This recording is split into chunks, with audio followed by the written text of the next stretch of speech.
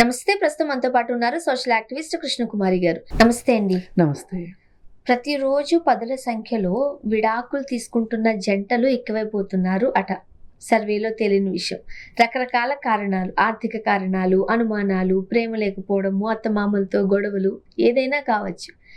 అయితే మరికొంతమంది జంటల్లో మాట్లాడినప్పుడు అన్నీ బాగానే ఉన్నాయి, టైం ఇవ్వట్లేదు, స్లీప్ డివోర్స్ అంటున్నారంట. పని ఒత్తిడి కావచ్చు, లేదంటే నైట్ షిఫ్ట్లు కావచ్చు, సెపరేట్ రూమ్స్లో పడుకోవడం, పిల్లో టాక్స్ లేకపోవడం, ఇది డివోర్స్కి ప్రధాన కారణంగా ప్రస్తుతం చూస్తున్నారట.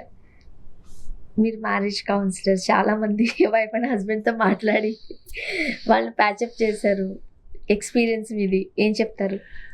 ఇప్పుడు ఏదేమైనప్పటికీ భార్యాభర్తల మధ్య ఉండాల్సిన అనుబంధం కానీ, ఉండాల్సిన సాన్నిహిత్యం, ఒక మానసిక బంధం, సోల్మేట్ అంటారు కదా.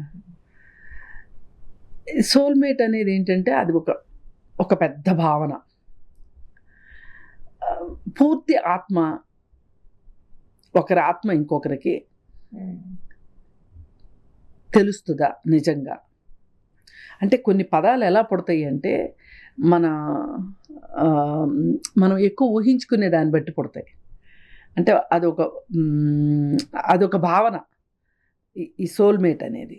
సరే, అంత ఉండక్కర్లేదు, సోల్మేట్ అంత ఉండక్కర్లేదు. ఒకరి ఆత్మ ఒకరి ఆత్మలో లీనమై అవ్వక్కర్లేదు. ఒకరికి సొరకాయ కూర ఇష్టమైతే ఇంకొకరికి ఖచ్చితంగా సొరకాయ కూర ఇష్టం అవ్వాలని ఎక్కడా లేదు. లేకపోయినా పర్వాలేదు, కనీసం మామూలుగా ఉంటే బాగుండు చాలు అనుకునే ఈ రోజులు వచ్చి చాలా రోజులైంది నిజానికి. మీరు చూస్తుంటుంటే చాలా మంది వైఫ్ అండ్ హస్బెండ్స్ పొద్దుటి నుంచి సాయంత్రం వరకు కొట్టేసుకుంటారు. చాలా మంది అనుకుంటారు వీళ్ళు ఇప్పుడే ఇడిపోతున్నారేమో అనుకుంటారు. పిల్లలు వాళ్ళు కొట్టుకుంటూనే ఉంటారు, కానీ కలిసి ఉంటారు. కొంతమంది చూడండి, ఎంత మాట వినిపించదు, సైలెంట్గా ఉంటారు, గుంబనంగా మంచిగా ఉన్నట్టు, చేతిలో చేసి మాట్లాడుకుంటున్నట్టు. కానీ ఆల్ ఆఫ్ ఏ సడన్ మనకు తెలుస్తుంది వాళ్ళ మధ్య రిలేషన్ సరిగ్గా లేదు అని. అంటే దీన్ని బట్టి మెరిసేదంతా బంగారం కాదు, పైకి కనిపించేదంతా వాస్తవం కాదు అనేది కఠిన వాస్తవం. ఒక సినిమాలో ఇది డైలాగ్ ఉంటుంది, మీరు చెప్తున్నట్టు ఆపుతున్నారు, నాకు గుర్తొచ్చి. బయటకు వచ్చాక చాలా క్లోజ్ గా ఉంటారు, వీళ్ళ ఇంట్లో ఖచ్చితంగా గొడవ పెట్టుకుని వచ్చారు కదా అంటారు కదా. అంటే ప్రపంచానికి మేము చాలా బాగున్నాము అనే ఒక ఫీల్ గుడ్ ఫ్యాక్టర్ ఇవ్వాలని ప్రతి వాళ్ళు అనుకుంటారు. ఎందుకంటే భార్యని కట్టడి చేయలేకపోతున్నాడని భర్తను చేతిలో పెట్టుకోలేకపోతున్నాను భార్య గురించి ఎవరేం అనుకుంటారో అనే ఒక భయంతో చాలా బాగున్నట్లుగా నటిస్తారు. అయితే ఇవన్నిటినీ పక్కన పెట్టేసేస్తే, నటన అవనివ్వండి, వాస్తవం అవనివ్వండి, అది వాస్తవం అవనివ్వండి, ఏదైనప్పటికీ కూడా ఈ మధ్యకాలం అంటే దాదాపు ఒక 10-15 సంవత్సరాల కాలంలో మరీ గట్టిగా మాట్లాడుకుంటే ఒక 5-6 ఏళ్ల కాలాన్ని మనం లెక్క తీసుకుంటే గనక ఈ స్లీప్ డివోర్స్లు ఎక్కువైనాయి. ఇంకా గట్టిగా మాట్లాడుకుంటే ఈ సాఫ్ట్వేర్ రంగంలో ఉద్యోగాలు చేయడం మొదలెట్టిన తర్వాత భర్తలు కావచ్చు, భార్యలు కావచ్చు, ఈ నైట్ డ్యూటీలు, డే డ్యూటీలు అనే ఒక కాన్సెప్ట్ వచ్చిన తర్వాత, అంటే ఏంటి, ఆన్లైన్ జాబ్స్, వర్క్ ఫ్రమ్ హోమ్లు, అలాగే అమెరికా జాబ్స్, ఇండియాలో ఉండి అమెరికా జాబులు చేయటాలు, ఇవన్నీ కూడా మనుషుల జీవితాల్లో చాలా మార్పులు వచ్చినాయి. అలాగే మనిషి జీవితంలో మార్పులు వచ్చినప్పుడు ఆటోమేటిక్గా కుటుంబాల్లో కూడా మార్పులు వచ్చేస్తాయి. ఇప్పుడు ఆ కుటుంబాల్లో వచ్చిన మార్పు గురించి మనం ఇప్పుడు మాట్లాడుకుంటున్నాం. ఏంటి ఇలా అవ్వడానికి కారణాలు ఏంటి అనే మనం ఒట్టి సమస్యని చెప్పి ఇది ఇలా ఉందండి, చాలా మేము విచారిస్తున్నామండి, దిగులు పడుతున్నామండి అంటే కాదు. అసలు ఎందుకు జరుగుతుంది, దీన్ని ఎట్లా మనం మార్చుకోవచ్చు అనేది ఇక్కడ పాయింట్. ఎందుకు వస్తున్నాయి అంటే, ఒకటి ఉద్యోగాలు, ఇంకొకటి ప్రవృత్తులు. ఒకప్పుడు భర్త నందంటే నంది, పందంటే పంది అన్నట్లు ఉండేది. భార్య కూడా పెద్దగా వ్యతిరేకించటం, భర్త అభిప్రాయాల్ని వ్యతిరేకించటం కానీ, వ్యతిరేకిస్తున్నాను అని చెప్పటం కానీ ఉండేది కాదు ఒకప్పుడు భార్యలకి. ఇప్పుడు ఓపెన్గా చెప్తున్నారు. ఈ ఓపెన్నెస్ కూడా మంచిదే ఒక రకంగా, కానీ దాన్ని ఎంతవరకు ఉంచాలి అనేది తెలియట్లా. ఇప్పుడు నువ్వు వ్యతిరేకిస్తున్నావు, బాగుంది, ఎంతవరకు ఆ పర్టికులర్ ఇష్యూ వరకు నువ్వు వ్యతిరేకించాలి, తర్వాత మళ్ళీ గప్చిప్ అయిపోవాలి. కానీ మనం ఏం చేస్తామంటే, ఇప్పుడు భర్త వైపు నుంచి కూడా ఉంటుంది, భార్య నన్ను వ్యతిరేకించిందా, అమ్మో ఈమెకి ఇంకెవరో స్నేహితులు ఉన్నారు, ఈమె ఇంకేదో రిలేషన్లో ఉంది, అందుకే నన్ను ఇంతలా వ్యతిరేకిస్తుంది. అప్పుడు ఆ అభిప్రాయం అంటే మనసులోకి ఆ ఆలోచన వచ్చిందే మొదలు, అప్పుడు ఆత్మావలోకనం చేసుకుంటాడనమాట. వెనక్కి వెళ్తాడు. వెనక్కి వెళ్ళి అప్పుడు అందుకు అలా బిహేవ్ చేసి ఉండొచ్చా, నేను సినిమాకి రమ్మంటే రానంది, ఏదో పెళ్ళికి వెళ్దామంటే రానంది, ఏదో ట్రిప్ వెళ్దామంటే రానంది. అప్పుడు ఏవో వ్యాలిడ్ రీజన్స్ ఉండుంటాయి. పిల్లల పరీక్షలో, లేకపోతే ఆమెకు ఒంట్లో బాగోపోవటమో, లేకపోతే ఇంకొక ఫంక్షన్కి అటెండ్ అవ్వాల్సి ఉండటమో, ఏవో రీజన్స్ ఉంటాయి. కానీ వీళ్ళు ఏం చేస్తారు, నన్ను వ్యతిరేకిస్తుంది అనగానే ఆమె మనసులో నేను లేను అనే ఒక ఫీలింగ్ వచ్చేసింది అనుకోండి, ఒక గట్ ఫీలింగ్ వచ్చేసింది అనుకోండి, ఇంకేం చేస్తాడు, ఎలాగో నేను లేను కదా, ఇంకేమని దూరం పెట్టేద్దాం అనుకోవటం. ఇది ఒకటి. రెండోది, ఈ షిఫ్ట్లు, నైట్ షిఫ్ట్ ఒకళ్ళకి, డే షిఫ్ట్ ఒకళ్ళకి అవ్వడం ఒకటి. వీటన్నిటిని మించి ఇంకొకటి, సెల్ ఫోన్. ఇప్పుడు భర్త అంటాడు, భార్య కంప్లైంట్ ఏంటి అంటే, నాకు టైం ఇవ్వట్లేదు హస్బెండు. సరే టైం ఇద్దాము అని వచ్చాడు అనుకోండి, కలిసి కూర్చున్నారు అనుకోండి, ఈలోపు ఈమె ఫోన్ టింగుమని మోగుతుంది, ఈమె మాట్లాడుతుంది. ఈమె చాలాసేపు మాట్లాడుతుంది. ఎందుకు మాట్లాడుతుంది అంటే, నిన్నో మొన్నో వీళ్ళిద్దరూ కలిసి కూర్చుని మాట్లాడుకున్నప్పుడు హస్బెండ్ ఫోన్ కూడా మోగింది ఇలాగే. ఆయన కూడా చాలాసేపు మాట్లాడాడు. కాబట్టి ఆయనకి నా పెయిన్ ఏంటో తెలియాలి అంటే నేను కూడా అదే చేసి చూపించాలి. అంతేగాని ఇప్పుడు ఆమె లేదు, నేను ఇప్పుడు బిజీగా ఉన్నాను, నేను ఇప్పుడు మాట్లాడలేను, రేపు మాట్లాడతాను అని కానీ ఫోన్ పెట్టేసినట్లయితే అప్పుడు ఆ భర్త ఆలోచనలో పడతాడు. ఏమని, అరే మొన్న మేమిద్దరం ఇలా కూర్చున్నప్పుడు ఫోన్ వస్తే నేను చాలాసేపు మాట్లాడాను, నేను ఇలా చేసి ఉండాల్సింది కదా. అంటే వైఫ్ అండ్ హస్బెండ్ రిలేషన్ అంటే వేరే ఏమో కాదు. ఒకరు పొరపాటు చేస్తే అది నీకు మనసుకు బాధ పెడితే అదే బాధ నువ్వు రెండో వాళ్ళకి పెట్టకూడదని నేర్చుకోవడమే ఇదంతా. ఇప్పుడు పిల్లలు స్కూల్కి వెళ్తారు, స్కూల్లో ఎన్ని నేర్చుకుని వస్తారు? ఏం మీరు నేర్పలేరా, ఇంట్లో నేర్చుకోలేరా? వాళ్ళు స్కూల్లోనే ఎందుకు నేర్చుకుని వస్తారు? అది నేర్చుకోవాల్సిన వయసు కాబట్టి. అట్లాగే లైఫ్ కూడా మన ఆఖరి శ్వాస వరకు నేర్చుకోవాల్సింది ఉంది అని అనుకున్న వాళ్ళే సరిగా ఉంటారు వాళ్ళ జీవితంలో. అట్లా కాకుండా వాళ్ళు ఇలా చేశారు కాబట్టి నేను ఇలా చేశానని ఓన్ జస్టిఫికేషన్ ఇచ్చుకుంటారు. ఈ ఓన్ జస్టిఫికేషన్ వల్లనే సమస్యలు పెరుగుతున్నాయి. కుటుంబాలు ఇవాళ విచ్ఛిన్నం అయిపోతున్నాయి అంటే కారణం ఏంటి అంటే, అప్పుడు అలా చేశారు కాబట్టి. అప్పుడెప్పుడో నేను కలిసి పెళ్ళికి వెళ్దాము అంటే రాలేదు, ఇప్పుడు నేను ఎందుకు వెళ్ళాలి? ఆయన అడిగినప్పుడు నేను ఎందుకు వెళ్ళాలి? అప్పుడు ఆమె రానంది కదా, ఇప్పుడు నేను ఎందుకు వెళ్ళాలి? అసలు ఎంత గమ్మత్తుగా ఉంటాయంటే, నేను ఆఫర్ చేసినప్పుడు రాలేదు కాబట్టి తను ఆఫర్ చేస్తే నేను. ఈ పంతాల వల్ల కూడా ఈ గ్యాప్స్ పెరిగిపోతున్నాయి.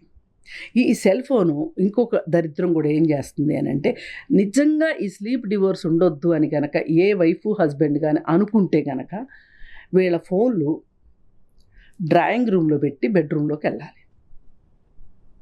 అసలు బెడ్రూమ్లోకి ఫోన్ ఉండకూడదు. బెడ్రూమ్లో పిల్ల కింద ఉండాలి ఫోను, అసలు ఉండొద్దు. లేకపోతే మన కష్టం ఈ రోజుల్లో. ఉండాలి, అదే నేను చెప్తున్నా. 20 సంవత్సరాల క్రితం ఏ ఫోన్లు ఉన్నాయండి మనుషులకి? నేను చూస్తుంటాను, జిమ్కి వెళ్తుంటా నేను. జిమ్లో 1 గంట కేబీఆర్ పార్క్లో వాకింగ్కి వెళ్తే 1 గంట ఫోన్ లేకుండా ఉండలేరండి వీళ్ళు. ఇప్పుడు నువ్వు ఎక్సర్సైజ్ చేస్తుంది దేనికోసం? ఇప్పుడు వీళ్ళు ఏదో దేశాధ్యక్షులు అయిపోయినట్టు, లేదు అనుకుంటే అసలు ఇంకేదో వ్యాపారాలు మొత్తం వీళ్ళే, భారతదేశ వ్యాపారాలన్నీ వీళ్ళే చేస్తున్నట్టు, మొత్తం వీళ్ళ భుజస్కంధాల మీద ఉన్నట్లు, ఒక్క నిమిషం కూడా మేము వేస్ట్ చేయము అన్నట్లు ఫోను. అసలు ఏదైనా మనం ఒక పని చేస్తున్నాము అంటే ఒక మనసుని లగ్నం చేసి చెయ్యాలి. అది ఎక్సర్సైజా, లేకపోతే ఆఫీస్ వర్కా, లేకపోతే తిండి తినడమా, లేకపోతే నిద్రపోవటమా, లేదు ఇష్టమైన మనిషితో కూర్చుని మాట్లాడుకోవటమా, ఏదైనా సరే నువ్వు మనస్ఫూర్తిగా చేస్తే గనక నీకు తగాదాలు రావు రెండో వాళ్ళతోటి. కానీ తగాదాలు వస్తున్నాయి అంటేనే ఇంకా రెండో వాళ్ళు పరమ మూర్ఖులన్నా అయి ఉండాలి, లేకపోతే ఇద్దరు డి అంటే డి అనుకునే వాళ్ళన్నా అయి ఉండాలి. లేకపోతే మటుకు అలా వచ్చే అవకాశం లేదు. ఇప్పుడు ఏ వైఫ్ హస్బెండ్ కూడా 100% ఇప్పుడు సినిమాలో మ్యాచ్ ఎవరు సినిమాల్లో చూపించినట్టు, లేకపోతే పైకి బయటికి కనిపించినంత ఇదిగా ఉండరు అందరూ. కానీ నేను ఫ్యామిలీ కౌన్సిలింగ్ కూడా ఒకటే చెప్తా, మనము 1 నుంచి 10 లెక్కేసుకోవాలి. 5 మధ్యలో పెట్టుకుందాం, 5 అనే నెంబర్ మధ్యలో పెట్టుకుందాం. 5 పాయింట్లు నీకు నచ్చినాయా అతనిలోనో ఆమెలోనో, ఓకే. 3, 4 దగ్గర ఉన్నాయా, ఇంక ఇది నెగోషియేట్ చేయాల్సిన రిలేషన్షిప్. అది పెళ్ళి కావచ్చు, వ్యాపారం కావచ్చు, ఏదైనా కావచ్చు, నెగోషియేట్ చేయాల్సిందే. అదే ఇప్పుడు 5 నుంచి 7 వరకు ఉండడం ఆశించడం తప్పు కాదు.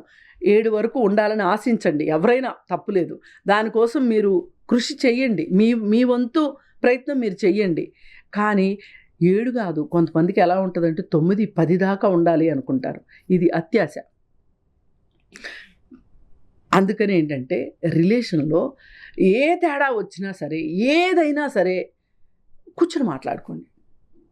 ఆ కూర్చొని మాట్లాడుకోవటం, ఎవరో లేకపోతే హాల్లో కూర్చొని మాట్లాడుకుంటారా, ఎవరన్నా ఉంటే బెడ్రూమ్లోకి వెళ్ళి మాట్లాడుకుంటారా, మాట్లాడుకోండి.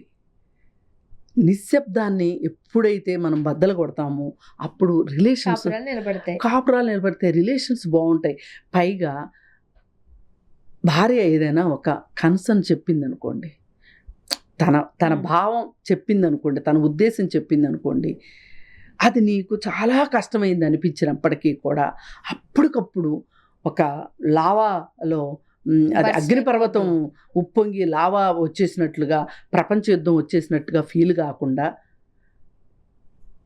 ఓకే ఆలోచిస్తాను, నాకు ఇది కష్టమే కావచ్చు కానీ ఆలోచిస్తాను, నా మీద నమ్మకం ఉంచు, నేను మంచిగానే ఆలోచిస్తాను, నేను నీ వైపు ఆలోచిస్తాను అనే ఒక భరోసా రెండో వాళ్ళకి ఇచ్చారనుకోండి, ఆలోచించినా ఆలోచించకపోయినా కనీసం ఆ ఫీలింగ్ అలా పడుంటుంది, కనీసం పడుంటుంది. ఈ ఒక్క చిన్న టెక్నిక్ తెలియక కొట్టుకు చేస్తున్నారు. లైక్ అక్కడ ఇక్కడ కాదు, కుటుంబాల్లో ఉండాలి, కుటుంబాల్లోనే. పైగా ఇంకొకటి, ఈ కరోనా వచ్చిన తర్వాత ఆఫీస్ కోసము అని చెప్పి వర్క్ ఫ్రమ్ హోమ్లో వచ్చేసిన తర్వాత ఇంట్లోనే వర్క్ చేయటం. ఒక మనిషి ఎప్పుడూ కూడా, 2 మనుషులు ఎప్పుడూ ఎదురుగా ఉండకూడదు, ఉండకూడదు. భార్యాభర్తలు ఎప్పుడు ఒకే సంస్థలో కూడా పని చేయకూడదు. ఇప్పుడు కనీసం 8 గంటలు ఒక మనిషి కనిపించలేదు అంటే 9వ గంటలో మనకు ఆ మనిషి కనిపించాలి అనిపిస్తుంది. ఇంకెందాక చెప్పానే, రేర్ ఎక్సెప్షన్ కేసుల్లో అనిపించకపోవచ్చు కానీ అనిపిస్తుంది. ఈ అనిపించినప్పుడు అదే ఇంట్లో ఎదురు బొదురు కూర్చున్నాం అనుకోండి, అనిపించదు. అందుకని ఒక పాత రోజుల్లో చెప్తుండేవాళ్ళు, ఎడబాటు కూడా చాలా మంచిది అవసరము అని చెప్తారు. అందుకే ఆషాఢ మాసాలు ఇవన్నీ పెడతా ఉండేవారట. అందుకని ఏంటంటే మెసేజ్ పెడతావు, మెసేజ్ డ్రాప్ చేస్తారు, ఎక్కడ ఉన్నావు, అది వాళ్ళకి ఒక బూస్ట్ అప్ ఇస్తూ ఉంటుంది. అట్లా ఏదో ఒక కనెక్టింగ్ ఉంటుంది. లంచ్ టైంకి తిన్నావా, లేదు అదేదో సినిమా బాగుందంట చూద్దామా, లేదు ఏదో ఒక కొత్త ప్రదేశం బాగుందని చెప్పారు వెళదామా, ఇవన్నీ కూడా టెక్స్ట్ బుక్లో నేర్పించరు. మనకి జీవితాన్ని నిజంగా జీవించాలి అని అనుకుంటే కనుక ఇవన్నీ అర్థమవుతాయి. అలా ఉన్నప్పుడు ఈ స్లీప్ డివోర్సులు ఇవన్నీ ఏమీ ఉండవు. ఖచ్చితంగా ఎవరైనా ఇలాంటి పరిస్థితిలో ఉంటే అనుకోకుండా వాళ్ళు కానీ ఈ వీడియో చూస్తే గనక దయచేసి బెడ్రూమ్లో టీవీలు ఫోన్లు పెట్టుకోకండి. అవి హాల్లో పెట్టేసేసి బెడ్రూమ్లో పడుకున్నారు అంటే మీ మధ్యలో ఆ దూరం ఏదైతే ఉందో అది దగ్గర అవుతుంది. పైగా ఎంతో అవసరమైతే తప్పితే భార్యాభర్త కలిసి కూర్చున్నప్పుడు వచ్చే ఫోన్ కాల్స్ని సాధ్యమైనంత క్లుప్తంగా మాట్లాడండి. మీరు పక్కన మనిషిని పెట్టి మీరు చాటభారతాలు మాట్లాడుతూ ఉంటే పక్క మనిషికి విలువ ఇచ్చినట్టు కాదు ఇది. రెండో మనిషి యొక్క ప్రెజెన్స్ని మనం గౌరవించాలి. ఖచ్చితంగా మనం వాళ్ళని గౌరవిస్తే వాళ్ళు మన గౌరవిస్తారు. ఎవరన్నా అనుకోవచ్చు భార్యాభర్తల మధ్యలో గౌరవాలు ఏంటండి, బయట వాళ్ళని గౌరవించినట్టు గౌరవించాలని. బయట వాళ్ళని గౌరవించినా గౌరవించకపోయినా పర్వాలేదు, కరెక్ట్. పార్ట్నర్స్ని గౌరవించాల్సిందే. దాని తర్వాతే ప్రేమ ఎవరైనా సరే. అంతే. థ్యాంక్ యూ అండి. Thank you.